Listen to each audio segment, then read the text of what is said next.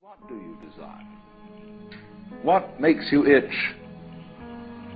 What sort of a situation would you like? Let's suppose, I do this often in vocational guidance of students. They come to me and say, well, we're getting out of college and we haven't the faintest idea what we want to do. So I always ask the question, what would you like to do if money were no object? How would you really enjoy spending your life? Well, it's so amazing. As a result of our kind of educational system, crowds of students say, well, we'd like to be painters, we'd like to be poets, we'd like to be writers, but as everybody knows, you can't earn any money that way.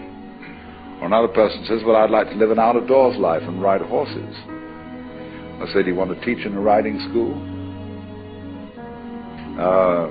Let's go through with it. What do you want to do? When we finally got down to something which the individual says he really wants to do, I will say to him, you do that. And forget the money. Because if you say that getting the money is the most important thing, you will spend your life completely wasting your time. You'll be doing things you don't like doing in order to go on living, that is, to go on doing things you don't like doing, which is stupid. Better to have a short life that is full of what you like doing than a long life spent in a miserable way. And after all, if you do really like what you're doing, it doesn't matter what it is, you can eventually turn it, you could eventually become a master of it. The only way to become a master of something is to be really with it. And then you'll be able to get a good fee for whatever it is. So don't worry too much. Somebody's interested in everything. And anything you can be interested in, you'll find others in. But it's absolutely stupid to spend your time doing things you don't like in order to go on spending things you don't like, doing things you don't like, and to teach your children to follow in the same track. See, what we're doing is we're bringing up children and educating them to live the same sort of lives we're living, in order that they may justify themselves and find satisfaction in life by bringing up their children, to bring up their children to do the same thing, so it's all retch and no vomit. It never gets there. And so, therefore, it's so important to consider this question, what do I desire?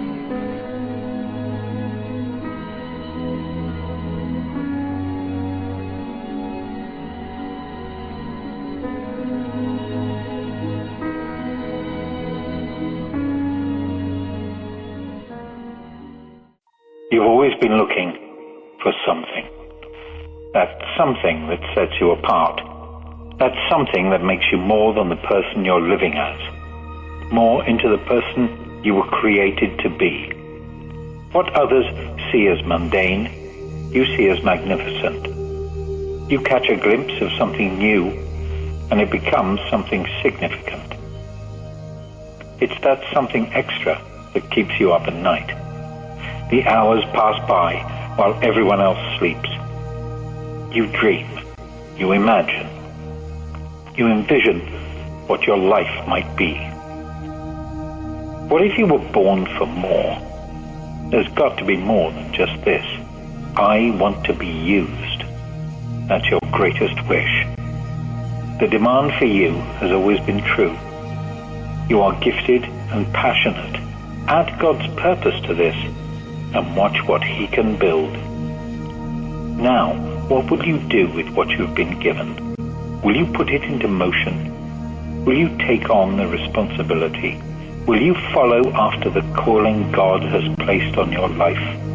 To be fulfilled, to be engaged, to cast out all fears, doubts, and uncertainties, to stand strong, to rise up, to become who you were created to be. Who is the prodigy in you?